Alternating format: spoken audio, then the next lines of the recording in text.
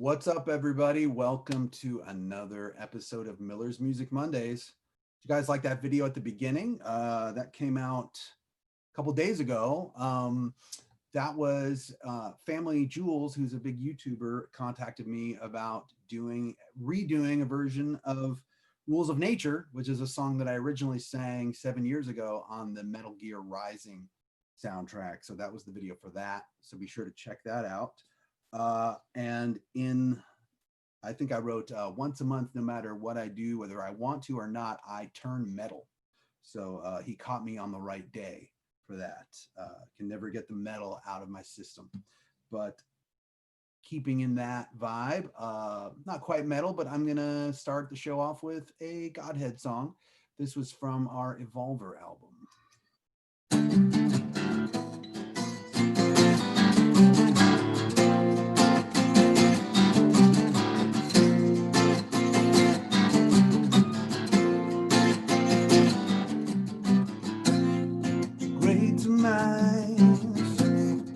Know the life I never reach, anything I want to. Bend the time, find a way behind the mask, mandatory joy. Can't keep from running away. Do you see? This is my destiny. I want to be like you. I want to live on the things that you always do. I want to be alone. I want to know what it's like to be just like you.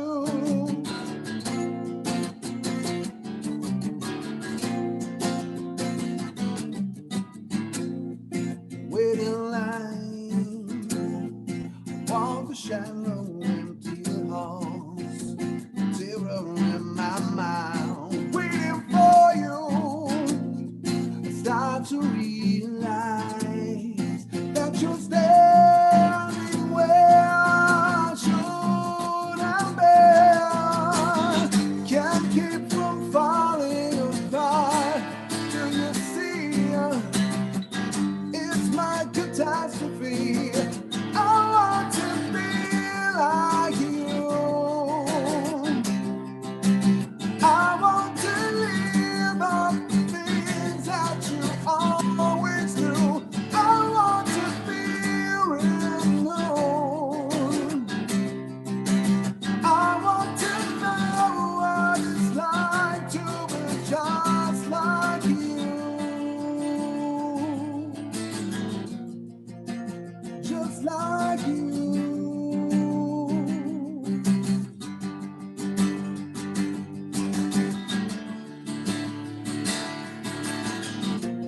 I'll take your place, look for my face inside your nightmares tonight. I want to be like you. I want to live on the things that you always do.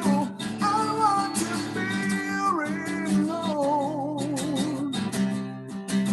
I want to know what it's like to be just like you.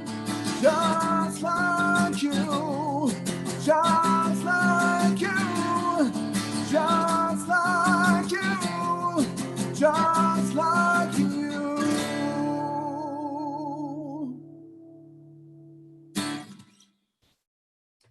All right, there's nothing like boning the beginning of a song and then just keep going through it.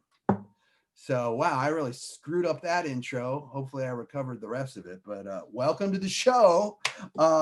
Without any further ado, because I might just play another wrong note, let's bring on my very special guest, Mr. Hal Sparks. Speaking of wrong notes, that's the perfect intro for me, I think, personally.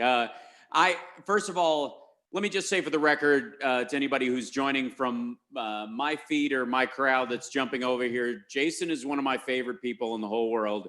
He's a good and decent man and a solid, talented songwriter, player, and it's completely intimidating to share the screen with you musically.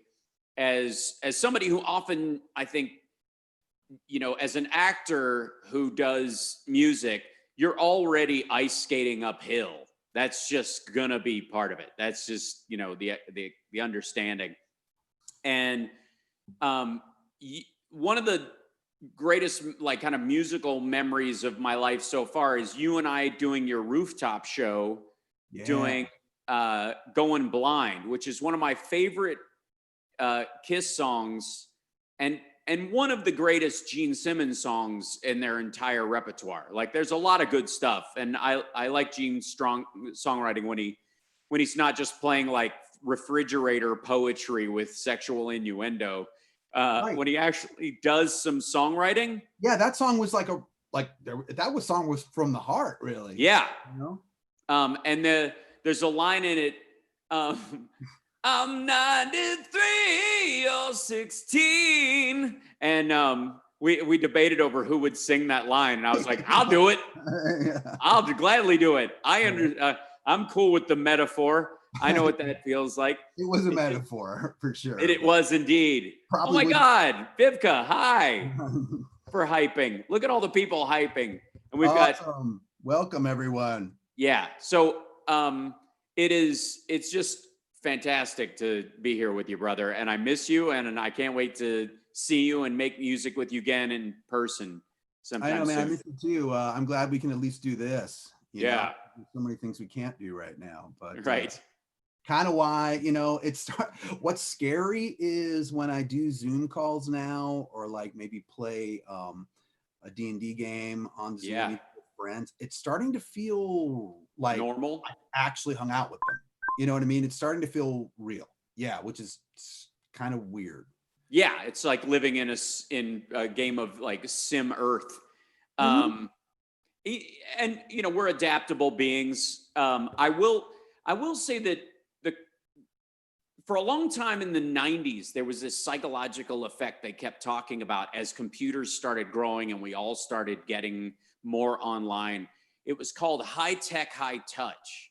And what it was resulting in is that the more time you spend online and the more time you spend digitally consumed with stuff, either working at a computer or even conversing on, like, back then it was AOL and bulletin boards and email and stuff like that.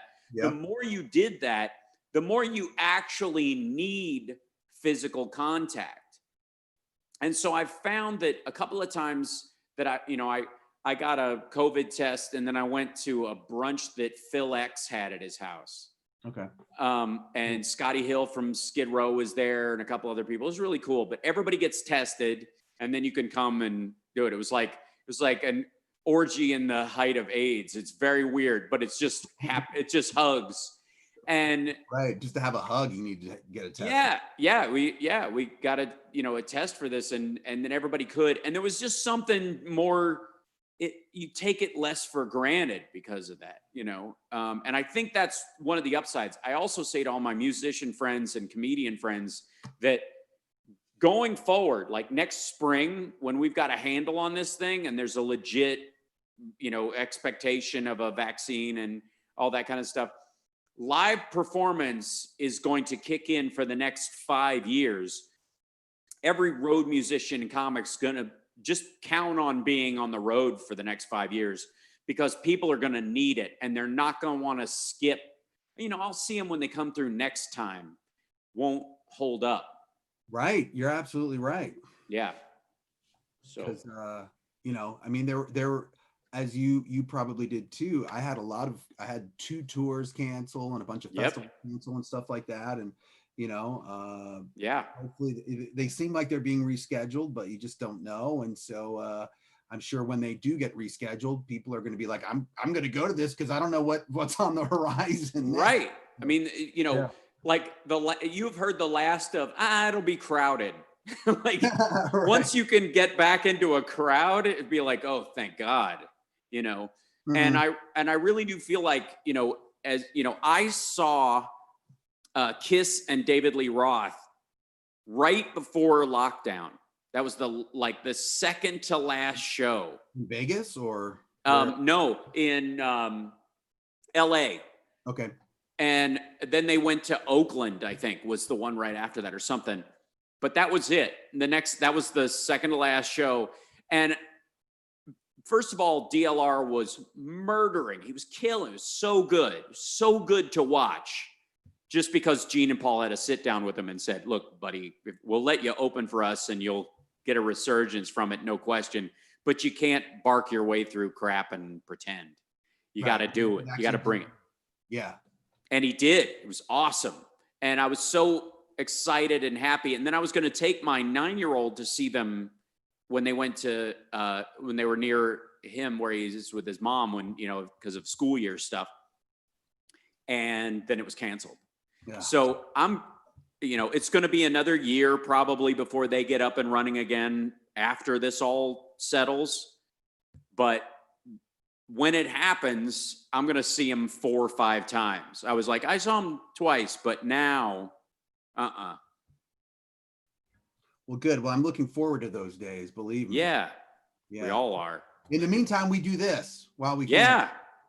It's something to bridge the gap a little bit and to scratch the itch, I guess. Because, let's face it, as performers, as musicians, like, we never got into this for the money. We got into it because it was a calling for us to do, That's right. Perform the feedback from the audience. So we love it when you guys comment in the comments. Please tell us, what you guys are up to and what you guys think of the music and the show, because your feedback is the same as an audience applauding for us. It really, it's right. Oh, by the way, Vidka in the chat room is saying, everyone make up one false Jason and or Hal factoid that seems like it'd be plausible. The irony is that so many are. I know. Yeah. Well, we've seen some things and we've done some things. This is true. Yeah. Very proud. Well, let's play a song. Yeah. I would love for you to, what are you going to play for us first? I'll let this one be a surprise. Cause if I egg it, here's the thing. We used to do this thing called the Ultimate Jam Night, Tuesday nights. You and I've done it. We even duetted, and I can't wait for that. That's going to be one where I just can't wait for it to come back. Me too. And I feel like that's going to pack them up too, because it was starting to get a little light in the audience. People were taking it for granted. Now I don't see that happening. Mm-hmm. And so I'm looking forward to that a lot too. So I decided to pick some songs I have never played live or played and sang at the same time, just in the spirit of Ultimate Jam Night. And it also gives me an excuse if I screw it up. Hey, I don't know. I never played it before. Right. What do I know? Yeah. Right. So, let's see if we do this one right. Hold on. All right, here we go.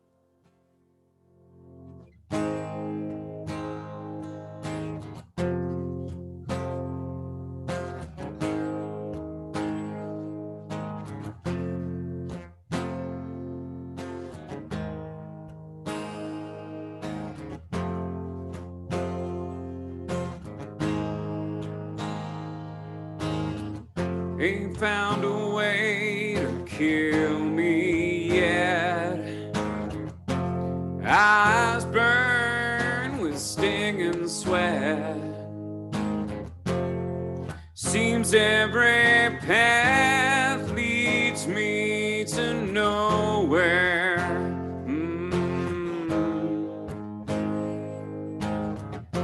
Wife and kids, household pet. Army green was no safe bet. The bullets screamed to me from somewhere.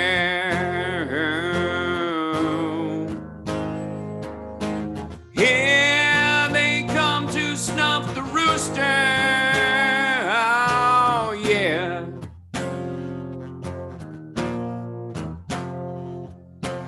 Yeah,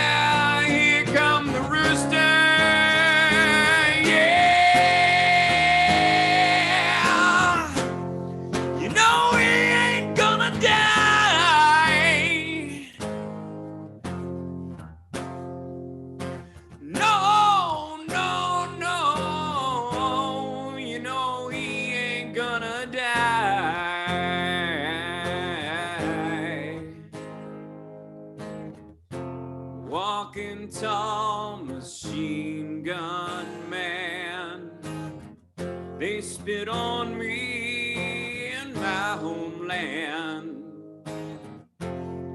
Gloria sent me pictures of my boy.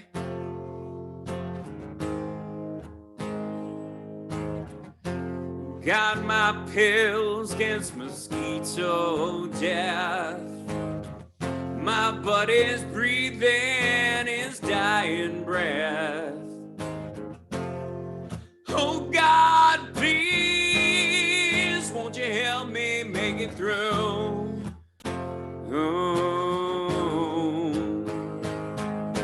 Here they come to snuff the rooster. Oh yeah.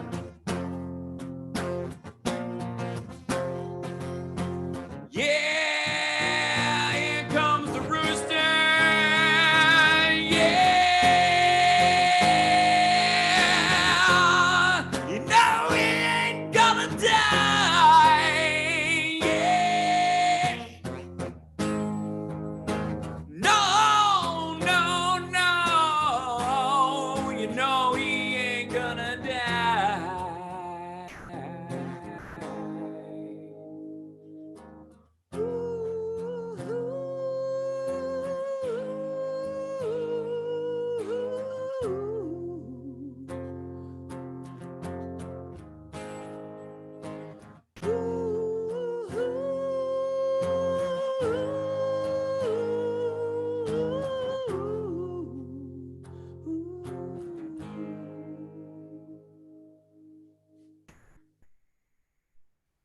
Yeah.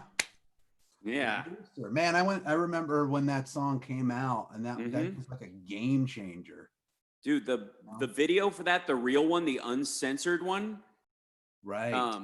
Is it the song is written about Jerry Cantrell's father, who was a Vietnam vet, basically, and it's around the stories his dad told him when he was being completely frank about what happened over there.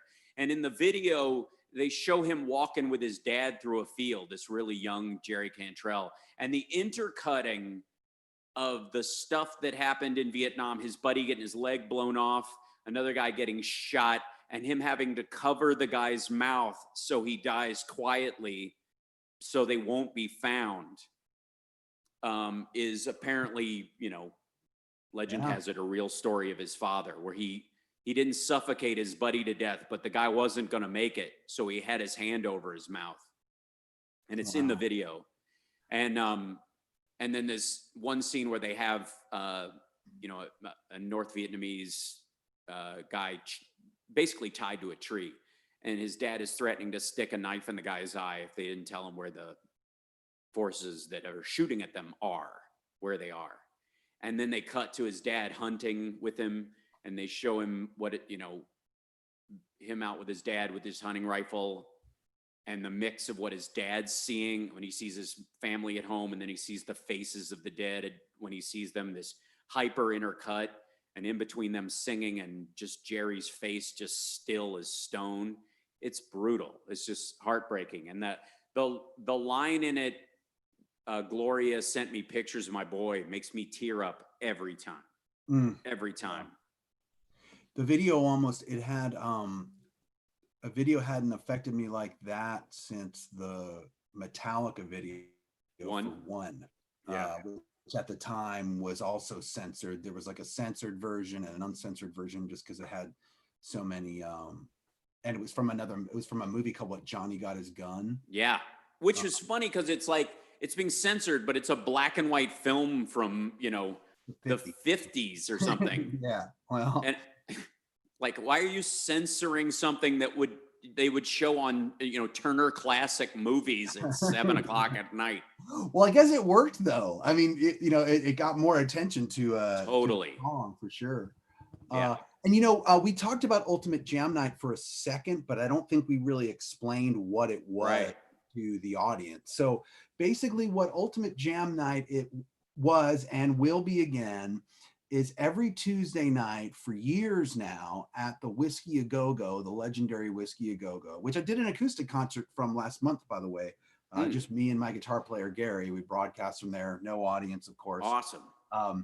And it brought back so many memories of Tuesday nights, because even though I played there with Godhead many times and played there with my solo band many times, I've probably been there the most on Ultimate Jam Night, because it happens so often. Yeah. So pretty much what I would explain, the way I would explain it is, almost any musician that lives in LA that doesn't happen to be on tour at the time usually ends up at Ultimate Jam Night. You know, it could be as random as like the guitar player from Rage Against the Machine, or some guys from Living Color, or you know, the bass player from Quiet Riot, you know, helps run it, and you know, John Fogerty's drummer. Like, it just goes on and on. Like any touring musician or just musician in general that happens to know other musicians. The guitar player from the Jimmy Kimmel Band always comes, usually right after they tape the show. Right. And so we all get sent a song or two to learn, no rehearsal, and everybody just gets up and does it. But because everyone's such a pro, 9 times out of 10, it usually sounds pretty good. Yeah. I always get stuck with the songs nobody wants to sing because the notes are too high or there's too many lyrics. Me too. Yeah. The best one, it's always, here's the song with way too many lyrics. Oh, by the way, you can't have lyrics on stage. Yeah, and it has to be in standard, even though it was originally down tuned half a step. So you're going to be singing it a half a step higher than the original. Yeah, than the recorded version. Yeah. Dude, all that stuff. But I have to say, the first time that happened, after I'd done a couple of songs there, I was frustrated by it and I got a little aggravated at times. But then for me, it became frontman school. Sure. Yeah. And I was like, usually when I'm performing with my band, I have a guitar on and I'm performing that way, but I'm not just being a singer ever. And so I decided that every time I would sing a song up there, I would turn it into an experiment in being a lead singer, finding my both my voice and my physical expression as a singer.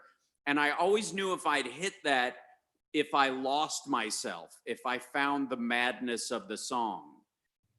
And that's when I know it's right. That's when I know it clicked. I'm like, okay, this is what I am truly as a performer when I sing, if I disappear into this.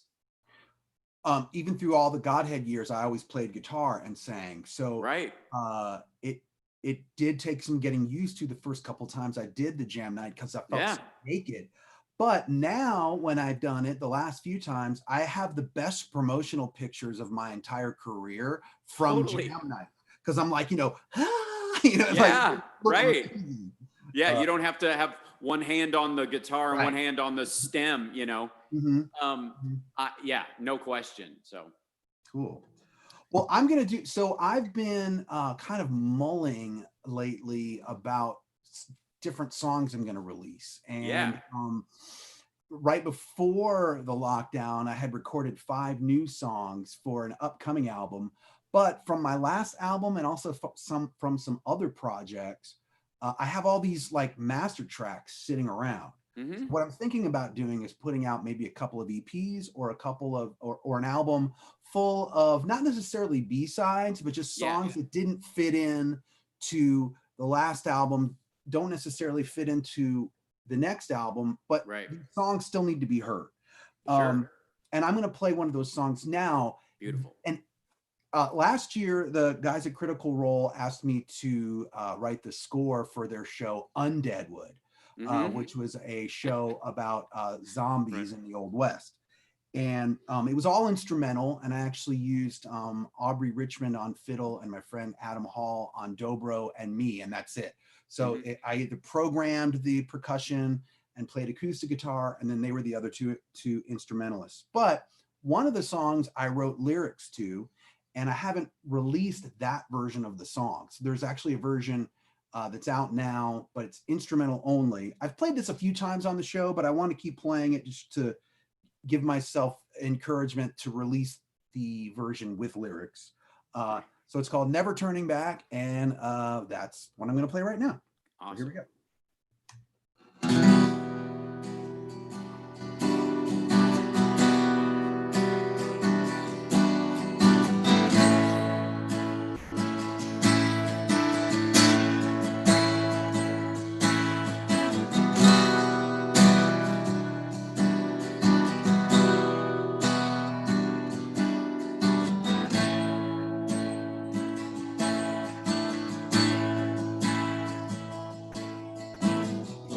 crown of death upon my head. I'll take my seat upon the throne. The fog comes slowly rolling in. Darkness chills me to the bone. So I look inside myself, but I can't find nothing left to keep me warm.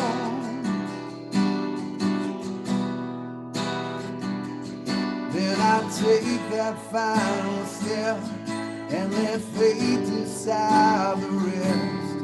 And I'm never turning back. No, I'm never turning back.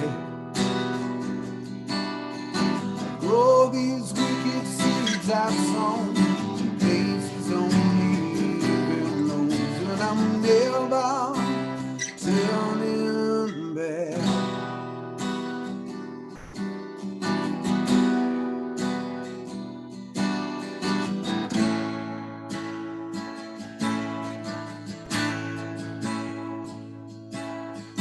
Justice has a shades always fine, but the justice that I know is never kind. Oh, it finds a way to twist your every word, convicts you from a tale that's overheard. So I look inside myself, and I can't find nothing left to give me shelter. Then I take that final step and let fate decide the rest. And I'm never turning back. No, I'm never turning back. I grow these wicked seeds I've sown, places only even knows, and I'm never turning back. No, I'm never turning back. No, I'm never turning back.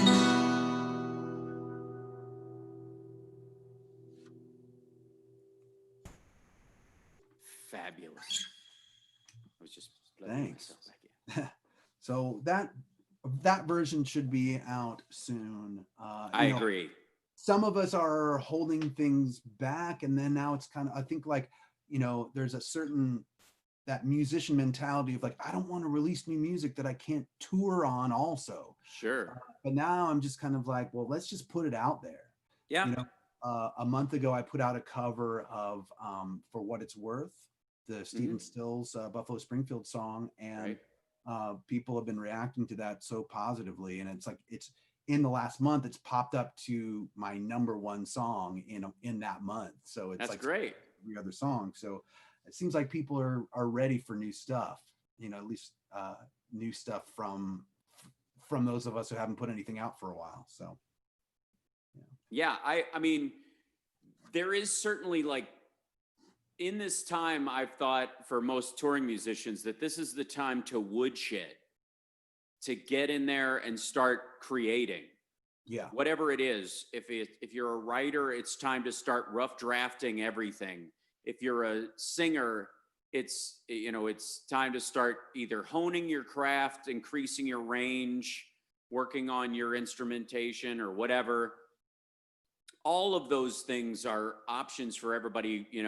We've suddenly found out, but for the fact that you can binge Netflix all the time, we have found what it really means to, be homesteaders, and why people in the 17 and 1800s spoke a couple of languages and read a bunch of books and did a lot of handcrafts and learned instruments. And part of it is because of the lack of options.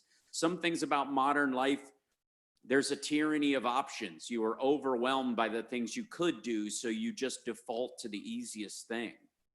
And for musicians and artists especially, like, having an excuse to stay home and work is a godsend sometimes. And by the way, we've mentioned a couple of music videos over the last little bit. I would like to say for the record that I have two favorite music videos of all time. One of them is Tool Sober, which is the claymation kind of weirdness using raw meat as, you know, as clay in one instance. Right. And the other is Meatmation? God, huh? You might even call it Meatmation. Yeah, that's right. I would. And the other is Godhead Eleanor Rigby. Oh man, thanks. That video is perfect. The idea that the world is running away from something awful, whatever it is, you never really find out. Just the awfulness of some horrible thing, be it a nuke or Godzilla or hate in the world, whatever it is.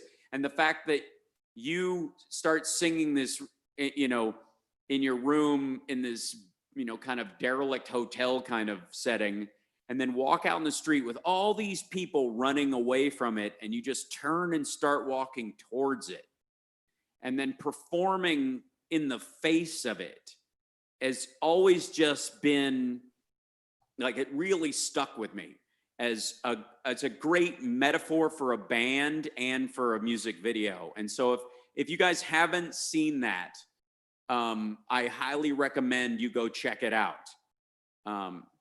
It's online, yeah. Yeah. And thanks, man. You know what's crazy is, I don't know if you know who directed that, but it was before he started directing movies, but it was Mark Webb. Oh, that's cool. You know, then went on to do 500 Days of Summer, and then the second iteration of the Spider-Man movies, not the one that not those Sam Raimi ones, but the ones with who was Spider-Man in that time? It was a British guy, but not the current British guy. Yeah, it's not Tom Holland. It's the other guy who was almost in the musical. Blitzing on his name.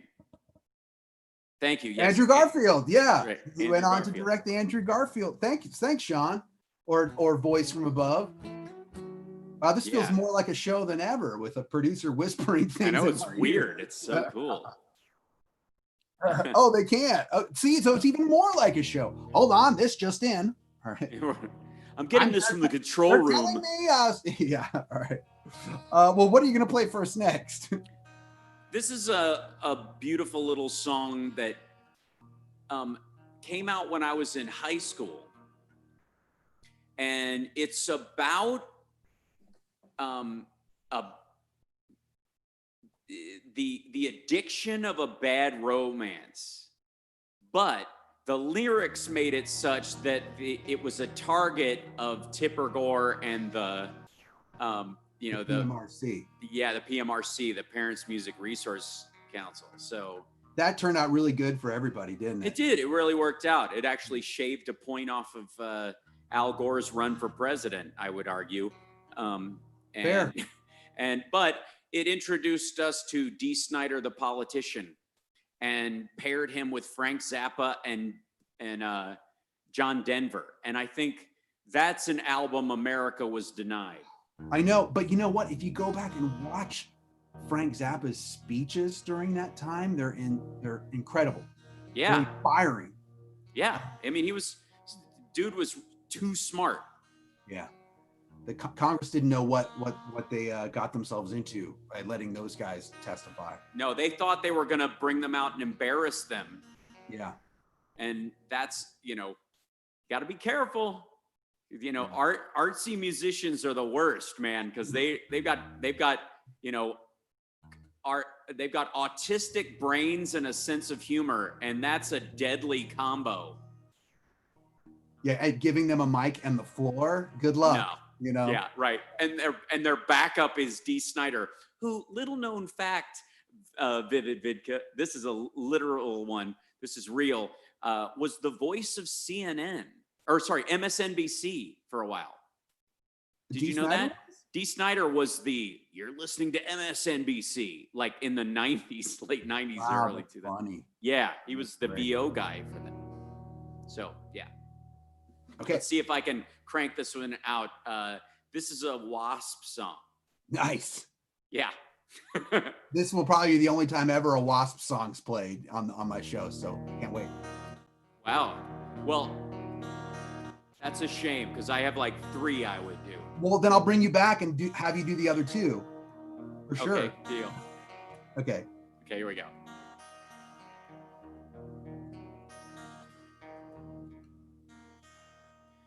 Touch, touching the flames, desire, feeling the pains denied, and your fingers in the fire.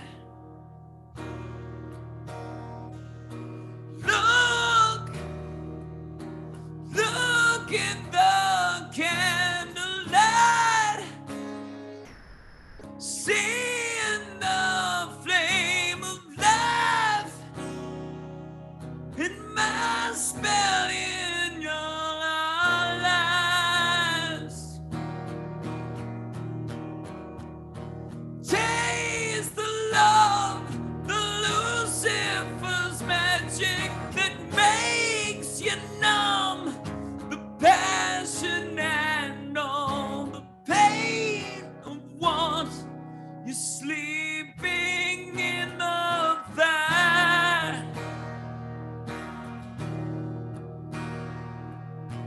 Taste the love, the Lucifer's magic that makes you numb.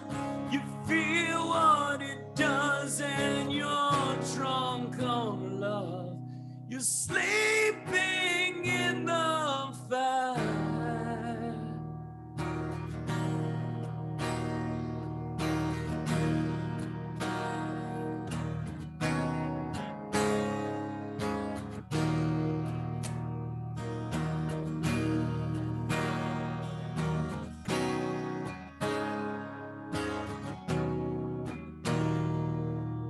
I gaze at the flame and fire burn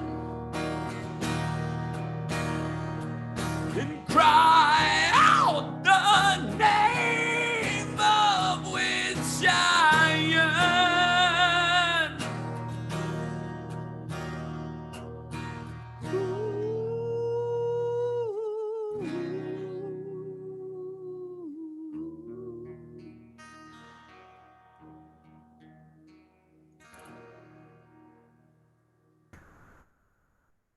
It's always fun to do those without a guitar solo in them. So you're like, Right. You're like, what do I do? play- Dude, that was I just played awesome. the yeah. Yeah, you can hit those high notes, man. Wow. I mean, It's I know- weird. It's, you know, because there's, when you do it acoustic, like if I play these songs electric, I just switch into my Cinderella voice and right. it's fine. But there's always this like, you chase a little, is that appropriate in this moment? But that whole like, I remember hearing the song Days, it's Taste the Love, the Lucifer's magic that makes you numb, which is a combo of the Lucifer's magic that makes you numb is his reference to drug addiction. Like when Right. people take drugs and numb themselves, but you do it for a relationship. And it wasn't clear to me when I would listen to that song when I was a kid that it was about a relationship until that little bridge piece. I gaze at the flame and fire burn and cry out the name of which I yearn, which is like whoever she is, Right. you know? And I was like, I love this song. I'm a big fan of The Idol as well. It's off the Crimson Idol, this kind of wannabe Operation Mindcrime that he made. And I'll do that next time because you can't do 2 Wasp songs in a show. It's just wrong. It's just not done. But The Idol is one of my favorite acoustic Wasp songs too, and it's brutally sad. There's an album called Still Not Black Enough, which is like a reference to Spinal Tap almost. Yeah. And it's mixed horribly, I think largely because Blackie probably has tinnitus from touring, so it's all treble. but the songs are fantastic. And it's just one of my favorite Wasp records, and very few people can say that sentence and mean it. Was the album black? Yes, and it had a crow on the front of it. So it wasn't full like Metallica or Spinal Tap. But it has this picture of a crow on the front of it, and kind of looking to the side, and it's a beautiful album. There's some great stuff on there, and he does his cover of Somebody to Love. Oh, wow. Yeah, which with his kind of Bonnie Tyler kind of voice, it really works. I love their cover of The Real Me by The Who. Yes. That was a great cover. Off of the Headless Children. That album is awesome. And Forever Free, that's that on that album too? Yeah, it's fantastic. Yeah. That was, there were 4 tracks on that album. The rest of it's kind of bullshit. But those songs are just bulletproof. They're so good. What a great name for an album too, The Headless Children. Yeah. That's about the public not taking the state of the world seriously. The Headless Children, there's a line in that where it goes, he's like something along the lines of God, the children that you've made have lost it. Yeah. Father, come save us from this madness we're under. God of creation, are we blind? For some here are slaves that worship guns that spit thunder. The children that you made have lost their minds. And like, it's a cool song about like nuclear war and being on the precipice of it. And in the 80s, we woke up with that every day, Yeah, I know. With and then like a few years later 80s with Countdown to Extinction by Megadeth and Symphony of Destruction and all that. Well, look at Modern Day Cowboy by Tesla. Right. They were all right. They just, everybody was ahead of their time. All that should be coming out now. We're living in it. Something like that. Like that, yeah. Modern Day Cowboy, I love that record.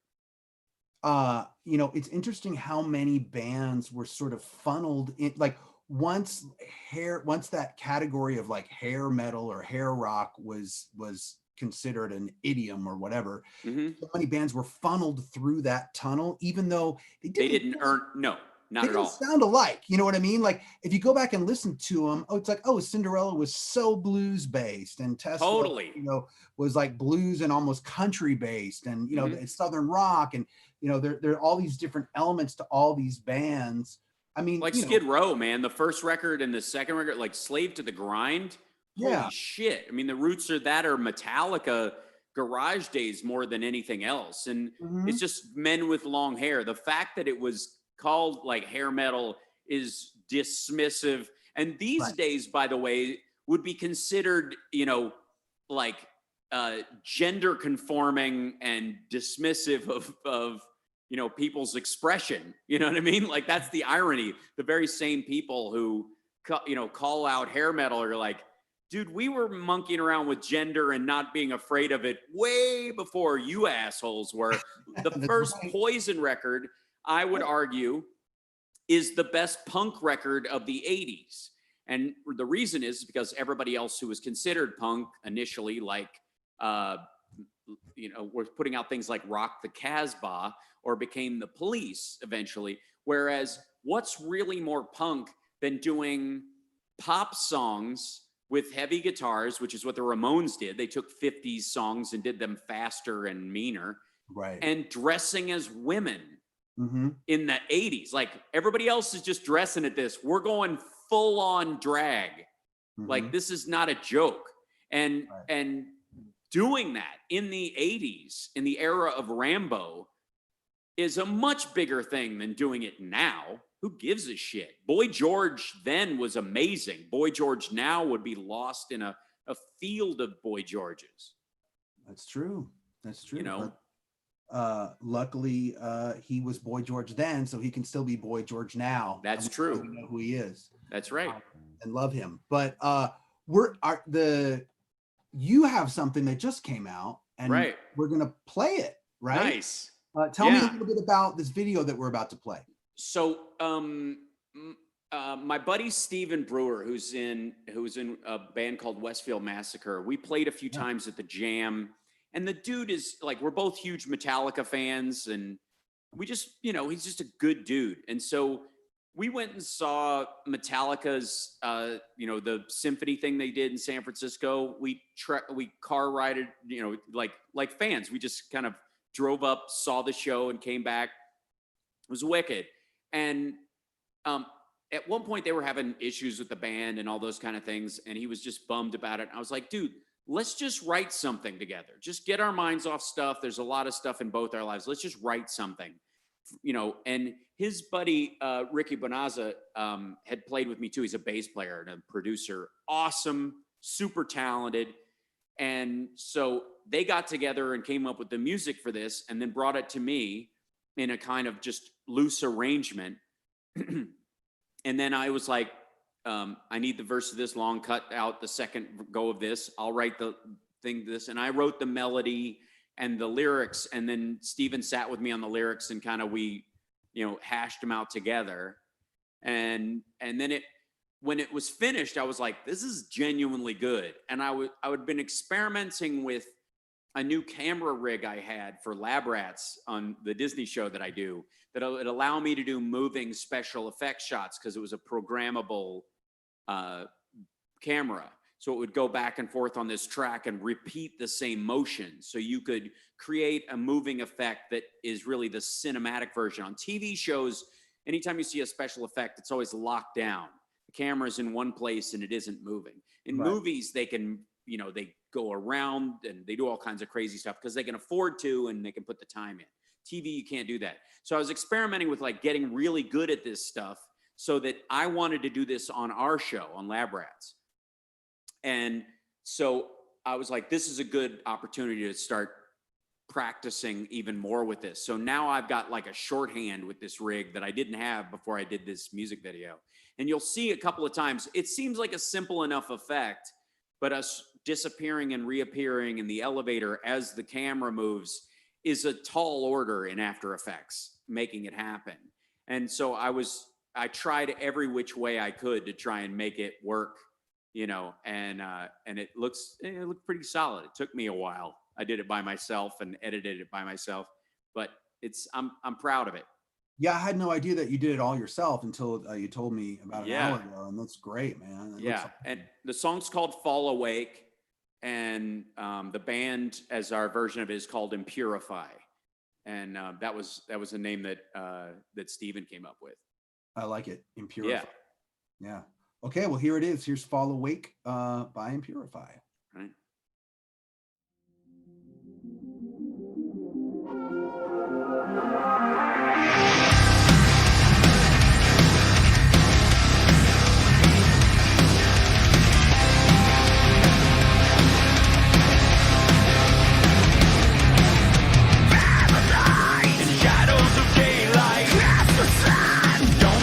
Take you away, the prize. Life's for the living, never with shame. So unforgettable.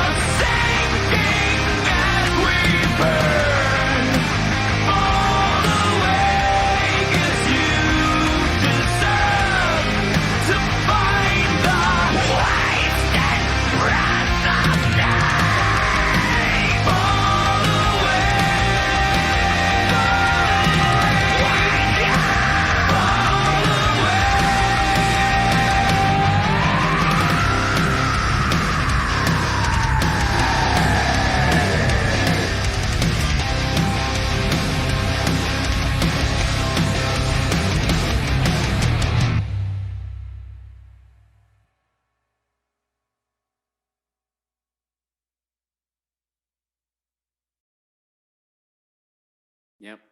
So that's Fall Awake by Impurify. Does Yeah, not. dude, Yeah. great job on that.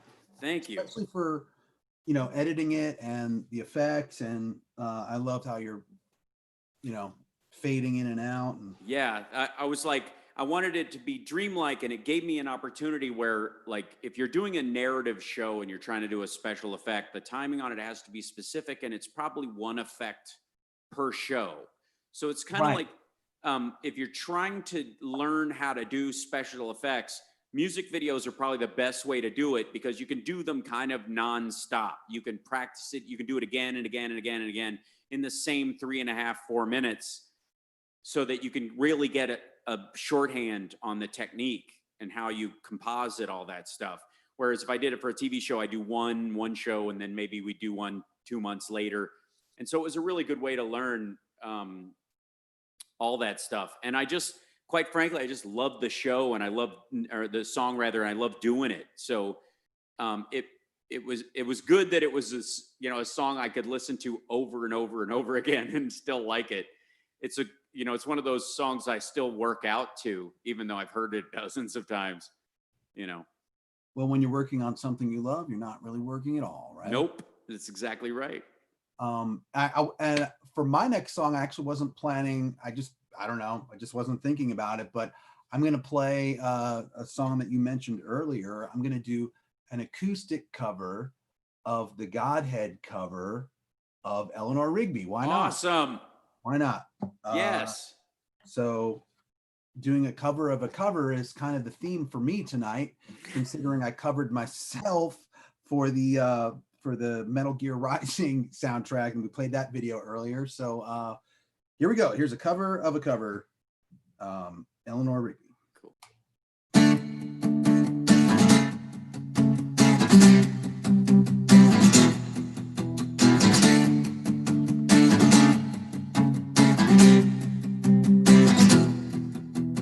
Eleanor Rigby picks up the rice in the church where a wedding's been.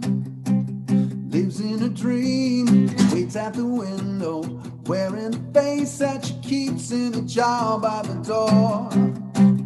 Who is it for? All the lonely people. Where do they all come from? All the lonely people. Where do they all belong?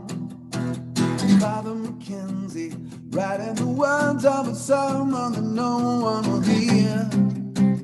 No one comes near, look at him working, downing his socks in the night when there's nobody there. What does he care? All the lonely people, where do they all come from? All the lonely people, where do they all belong?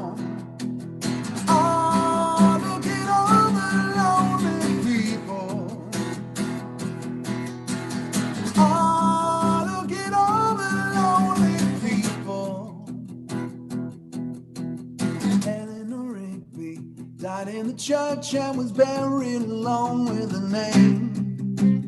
Nobody came. Father Mackenzie wiping the dirt from his hands as he walks from the grave. No one was saved. All the lonely people. Where do they all come from? All the lonely people. Where do they all belong?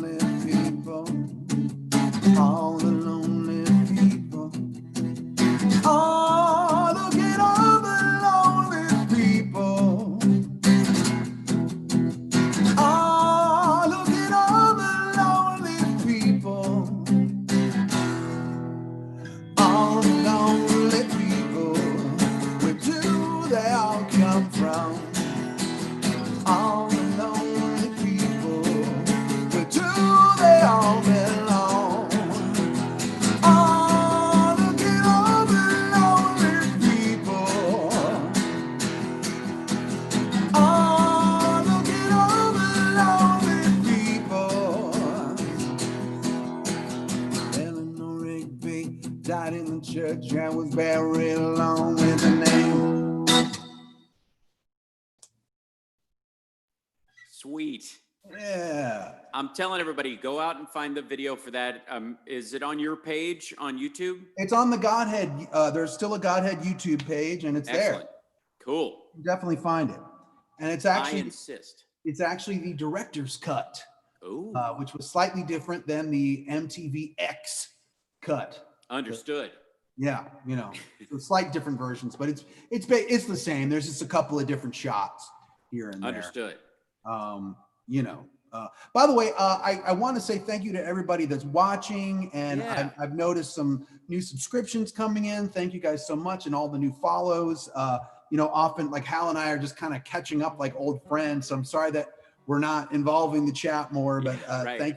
thank you guys so much for all your support. And you know, because technically we are two out of work musicians, if you want to donate to help support the show, the links are down below, and there's a link for Hal too, to help support some of his new projects. That's right. That's all I'm going to say about that, because you know, the tip. You even have the tip jar, just like I do. There it that's is. a tip jar. You know, Yeah. to give a little cheer. And hey, there we just got another subscription. Thank you so much. Yeah, and by the way, if you're new to Twitch, which probably everyone watching probably isn't, but if you are new to Twitch, if you have an Amazon Prime account, which I think a lot more people do these days. If you got Amazon Prime, it doesn't cost you a dime. It's September right now, so subscriptions are half off. That's right. The entirety, the musicians or whoever gets the full amount, but I guess Amazon's made enough money during the pandemic. Right. don't go there. No, I'm being ironic. Yeah, I know you are. Yeah. Well, we still have a couple songs left, so we're going to go over a little bit. I hope that's okay. I don't know if you had anywhere to go to.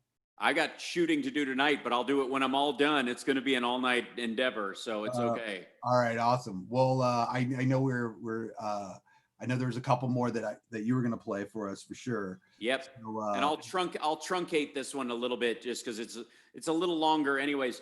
And it has a dirty word in it, but if you're if you're easily offended, I recommend always having 2 little corks on hand. Okay. One for each side of the head. Solves most of your language issues.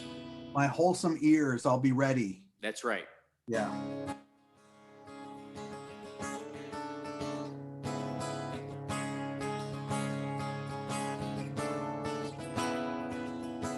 There's a shadow just behind me, trotting every step I take, making every promise empty, pointing every finger at me, waiting like a stalking butler, who upon the finger rests. Murder now the path of must be, just because the sun has come. Jesus, won't you fucking whistle? Something but the past is done. Jesus, won't you fucking whistle? Something but the past is done. Why can't we not be sober? Just want to start this over. Why can't we drink forever? I just want to start this over.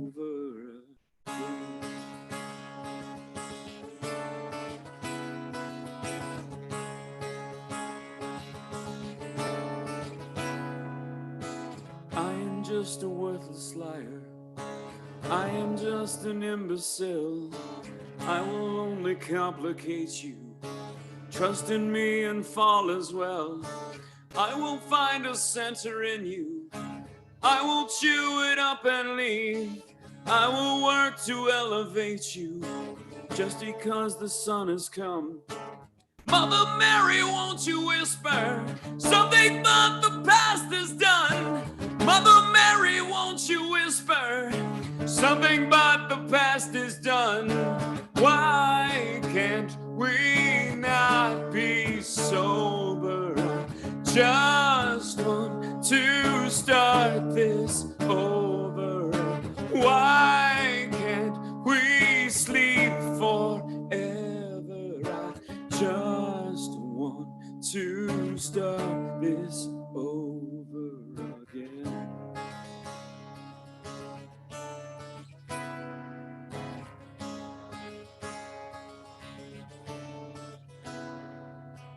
I'm just a worthless liar. I am just an imbecile. I will only complicate you. Trust in me and fall as well. I will find a center in you. I will chew it up and leave. Trust me, trust me, trust me. Why can't we not be sober and just want to start this over? Why can't we sleep forever? I just want to start this over again.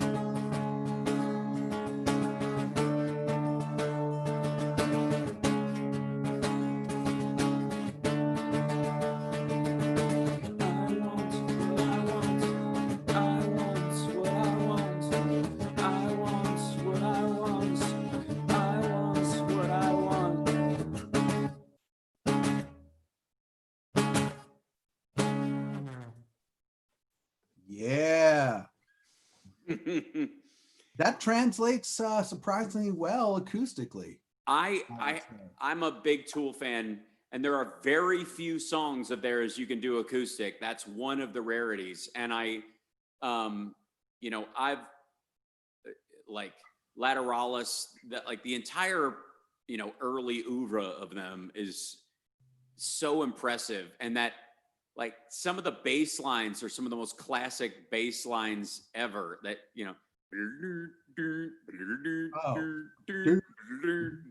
like is just, where does that come from? It's gorgeous. So yeah, I've always loved those dudes. And then this one, when 01 was playing regularly early, and I had very little material, I was like, there's some songs I want to do, and I was like, I would never be able to crank that one out or whatever. And then I looked into how it's played, and I'm like, it's incredibly simple compared to the rest of their stuff. And I was like, well, I can do that. Well, and I'm not going to, I would never tell my lawyer this, but the line, I am just a worthless liar. Mm-hmm. The very first time I heard this song, I thought he was saying, I am just a worthless lawyer. Well, the trick of his lyric writing, which I was really inspired by, and there's the first song on my band 01's record, Mad Season, which is about Lane Staley, is written from the point of view of a drug addict. And I've never done drugs. I don't drink. But what, the trick to Tool writing is that he would always write a song about the worst person he could imagine, and then invert the pronouns. So you write this vicious song that's an FU to this awful person, and then change the you to I, and sing it from that perspective. And if you listen to a lot of Tool songs, the ones that aren't about, shooting the caboose, as it were, the rest of them, it's a little bit, there's a theory that almost all Tool songs are about anal sex. It's it's almost all of them. I mean, certainly Prison Sex and Stinkfist and some others are obvious. Some are candidates. more. Yeah, I'm going to go listen to the other ones now with that in mind, considering the name of the band. But that was the trick, is that he would write these songs, I am just a worthless liar. I am just an imbecile.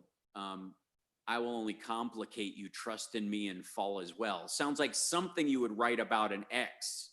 Sure. Yeah. But he turns it on himself. And I always found that invigorating, to listen to. Yeah. So. Okay. There you go. Well, I think we both have one song left. That's right. And I was just going to kind of wing it. So Mm-hmm. going from that point of view, I think I'm going to do one that I did write about a specific person. Well, not really. I don't want to be on record as saying that I wrote it about a specific person, but and it's Right. not even an ex. It's more of like a former business associate, let's say. I Uh, understand that completely. but Yeah. it's not from. I didn't change the pronouns. I kept it as me to that person. Let's put it that way. Mm-hmm. And this is on my In the Wasteland record, and it's called No Bridge Left Unburned. Nice. Here we go.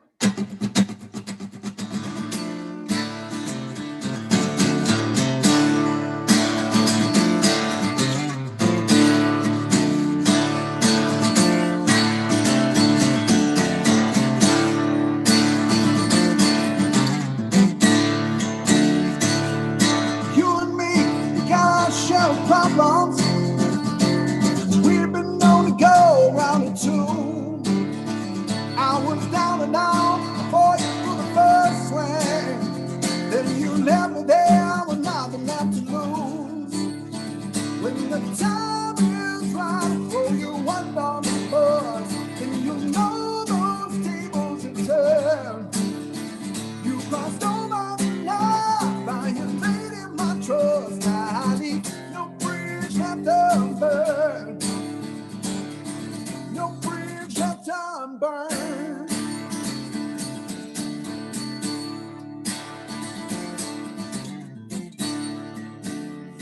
I remember when we were on the same side. Now I'm staring down the barrel of your gun. Just another victim of your own pride. And when you stabbed me in the back, I knew I had to run. When the time is right for you one down the bus, then you know those tables have turned. You crossed over the line, now you're leading my trust. I need no bridge left unburned. No bridge left unburned. If you could see inside my soul, you just see it smoldering. There's a fire left in the deepest pit, just keep on going. Yeah.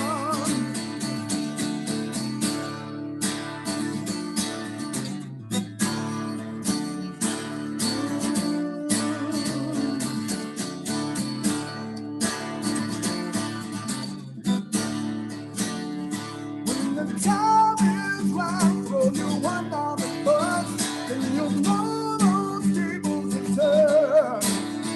You crossed over the line, now you're leading my trust. I need no bridge left unburned. No bridge left unburned. Oh, no bridge left unburned.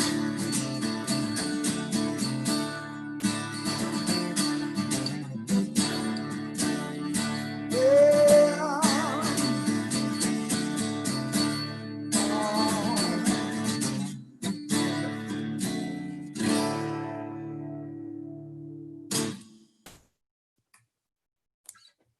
Yeah, so that's direct.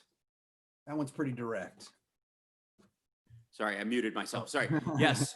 I get the point, and I think they would too. Yeah, I often wonder if that particular individual has ever heard the song. And I do know someone else that has dealt with that person that may or may not be about, that said, hey, is that song about that specific person? And I was Sure. like, it could be. It could be. On my band's record, I have a song called "My Pretty Parasite," and I did the old joke was I did the solo on it with a talk box because she would never shut the f- up, and that was the running gag on that. But there's a line in there: "Pay your dues with a pair of shoes, and she'll make you feel all right." if love is blind, you're going to lose your mind. You're going to think she's out of sight. And I was like, I was pretty happy with that one. I was like, that fit together almost as well as she and I did. So, so yeah, let's see. So my final song, one of these days I'll work up the nerve to do this one song because I've never played it live. I'm going to do a different one, but there's an old, I think it's a Tennessee Ernie Ford song. And it's called Dark as a Dungeon. Do you know that song at all? Yeah.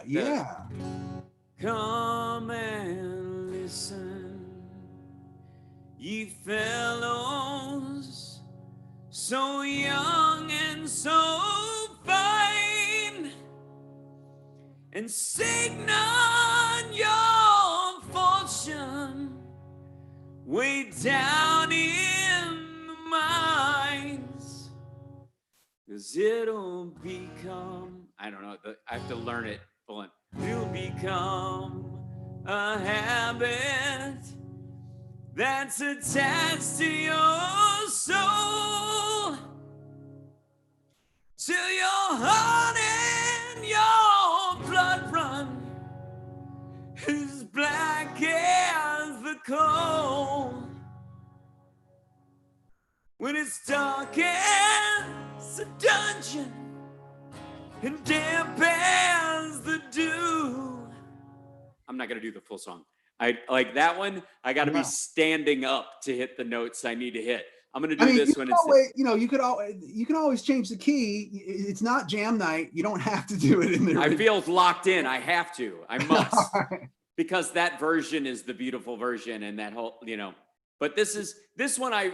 The song I really want to do, I think, was appropriate to where we are right now. So, let's see if I can crank this one out as well. All right. Man decides after 70 years that what he goes there for is to unlock the door, while those around him criticize and sleep.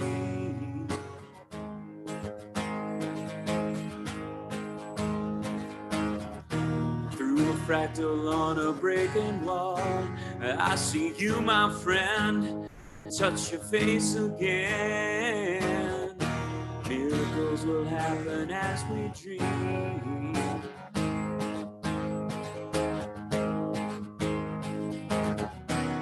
But we're never gonna survive unless we get a little crazy.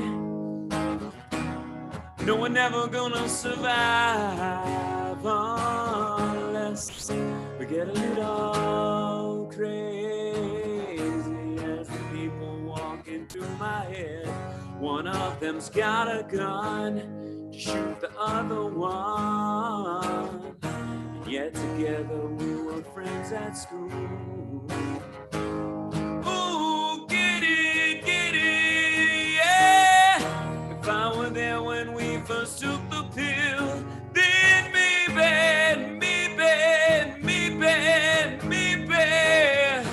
miracles will happen as we speak.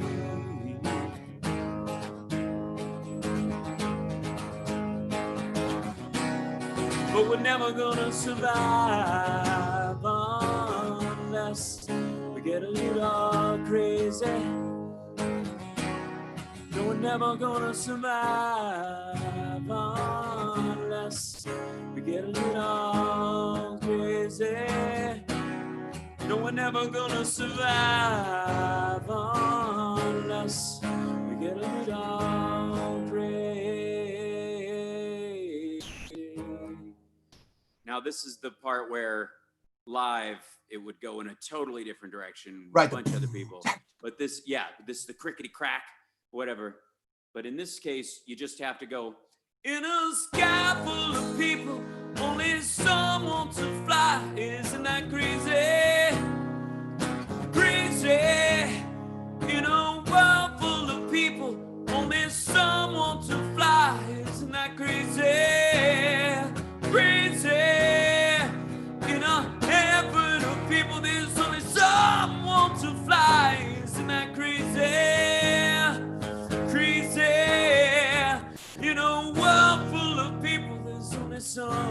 to fly. Isn't that crazy? Crazy.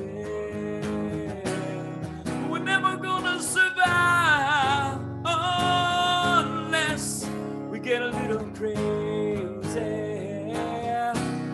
No, we're never gonna survive unless we get a little crazy.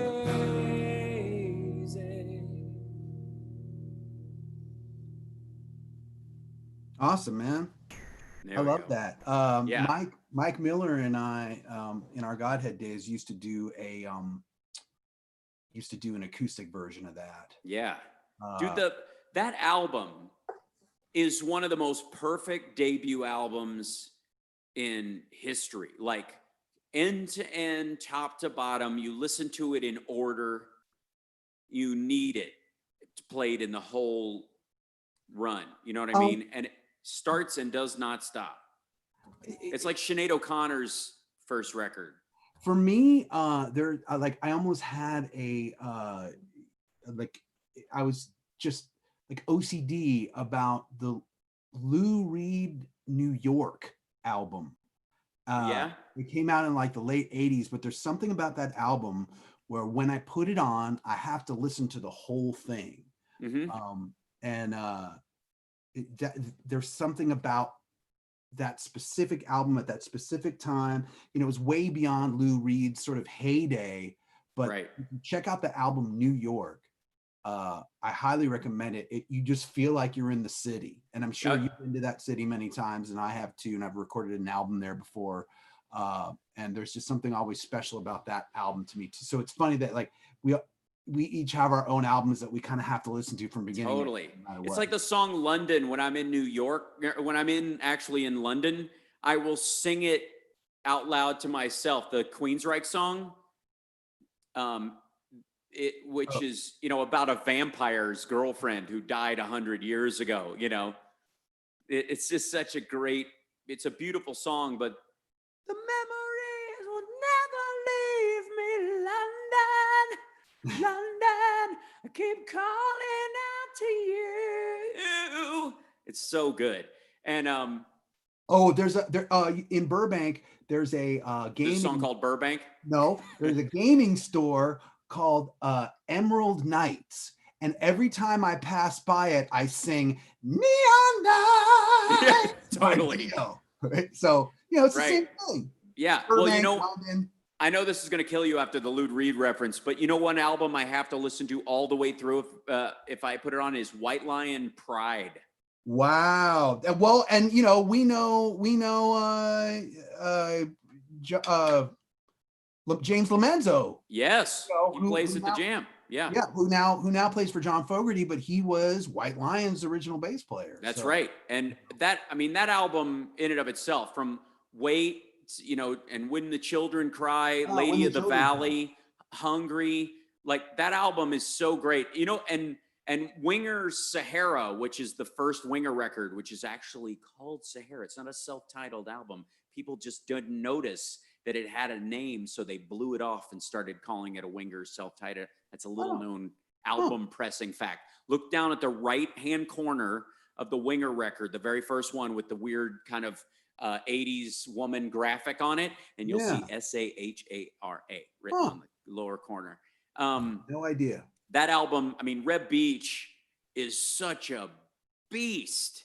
I know. Reb Beach is such an underrated guitar player. And if you listen to him, he's so awesome. And he nails stuff live. I remember seeing them live. I want to say they opened for Kiss when I saw them, but I still have the Winger shirt I bought that night, and I put it on, and somebody bumped me with their cigarette. It still has a cigarette hole. Luckily, my scar healed, but there's a cigarette hole right in the corner of it. But that's another one of those records. But yeah, the White Lion Pride record, I know people will think it's silly, but there's a song on there called Lady of the Valley, which is about Mike Tramp's older brother who went to Vietnam. And it was the rooster before the rooster. I got to check that out again. Yeah, and it's I probably didn't know what it was about when I heard it. It's the story. It's the damage done to his brother. Yeah. I've lost my brother to the fires of a war, and my heart is broken down. And like it's super sweet, and it's the same album that has "When the Children Cry," which is, written off as kind of a hair ballad, But and these guys, by the way, for all the shit they took, "Little Fighter" was the first single off their second record, which is about the one of the Greenpeace ships, Right. that sank ramming whaling ships. I remember that. And These they are made the good video about that dudes. too. Yeah. So there you go. That's my lesson for the evening and stuff. Dude, thank you for having me in this. I know we went over, and I Yeah, love you, and you're amazing, and you're such a talented dude. Give me a second to let everybody who's listening know how much I appreciate you and how amazingly capable you are, both as a human being and as an artist. And the amount, like, hardest working man in show business is something that you and I both shoehorn ourselves into most of the time. And you throw it against the wall every single time. And I'm continually impressed at both your work ethic and your results. Oh, thank you so much, man. Mm-hmm. I mean, I admire you as well. And, I'm so glad that I know how busy you are right now. And thanks for taking the time out and being on the show. Yeah. It's fantastic. And let's give a big thank you to Sean Becker and Jen Ramirez, our producers, for letting us go over today. And we're kind of building this show from the ground up, and it's definitely gaining momentum now. Our